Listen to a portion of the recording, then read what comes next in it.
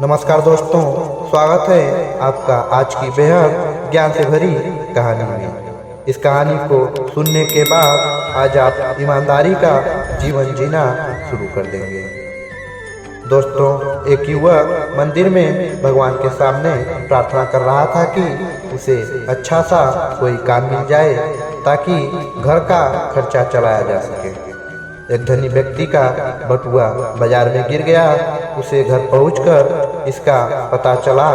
बटुए में जरूरी कागजों के अलावा कई हजार रुपए भी थे। फौरन ही वो मंदिर गया और प्रार्थना करने लगा कि बटुआ मिलने पर प्रसाद चढ़ाऊंगा, गरीबों को भोजन कराऊंगा आदि। संयोग से वो बटुआ एक बेरोजगार युवक को मिला। बटुए पर उसके मालिक का नाम लिखा था, इसलिए उस युवक ने सेठ के घर पहुंचकर बटुआ उन्हें दे दिया। सेठ ने तुरंत बटुआ खोलकर देखा तो उसमें सभी कागजात और रुपए यथावत थे। सेठ ने प्रसन्न होकर युवक की ईमानदारी की प्रशंसा की और उसे बतौर इनाम कुछ रुपए देने चाहे, जिन्हें लेने से युवक ने मना कर दिया। इस पर सेठ ने कहा, अच्छा कल फिर आना। युवक दूसरे दिन आया तो सेठ ने उसकी खूब खातिरदारी की। युवक चला गया। युवक के जाने के बाद सेठ अपनी चतुराई पर बहुत प्रसन्न था कि वह तो उस युवक को 100 रुपए देना चाहता था, पर युवक बिना कुछ लिए सिर्फ खा पी कर ही चला गया।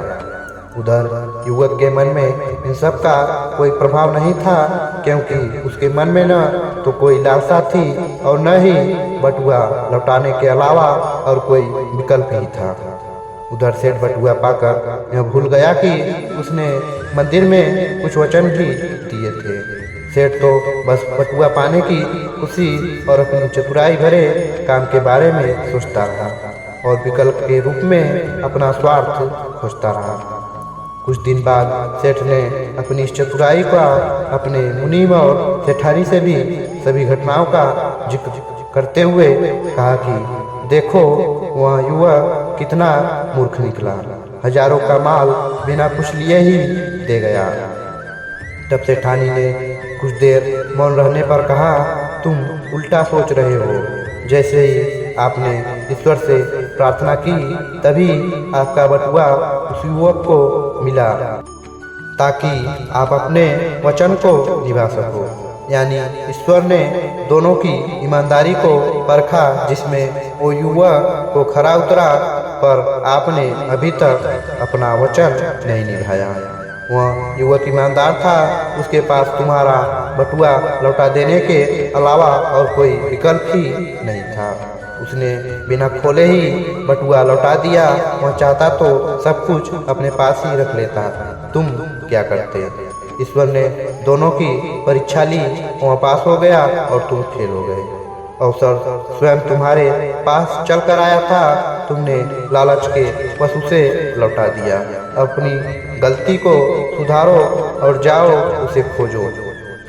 उसके पास ईमानदारी की पूंजी है और तुम्हारे पास कुछ भी नहीं है, उसे काम पर रख लो। सेठ तुरंत ही अपने कर्मचारियों के साथ उस युवक की तलाश में निकल पड़ा। कुछ दिनों बाद वह युवक किसी और सेठ के यहाँ काम करता मिला। सेठ ने युवक की बहुत प्रशंसा की और बटुए वाली घटना सुनाई तो उस सेठ ने बताया, उस दिन इसने मेरे सामने ही बटुआ उठाया था। मैं तभी अपने गार्ड को लेकर इसके पीछे गया, देखा कि यह तुम्हारे घर जा रहा है। तुम्हारे दरवाजे पर खड़े होकर मैंने सब कुछ देखा व सुना और फिर इसकी ईमानदारी से प्रभावित होकर इसे अपने यहाँ मुनीम रख लिया। इसकी ईमानदारी से मैं पूरी तरह निश्चिंत हूँ। बटुए वाला सेठ खाली हाथ लौटाया।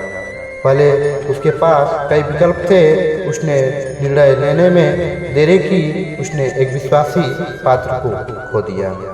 युवक के पास अपने सिद्धांत पर अटल रहने का नैतिक बल भी था। उसने बटुआ खोलने के विकल्प का प्रयोग ही नहीं किया। युवक को ईमानदारी का पुरस्कार मिल गया।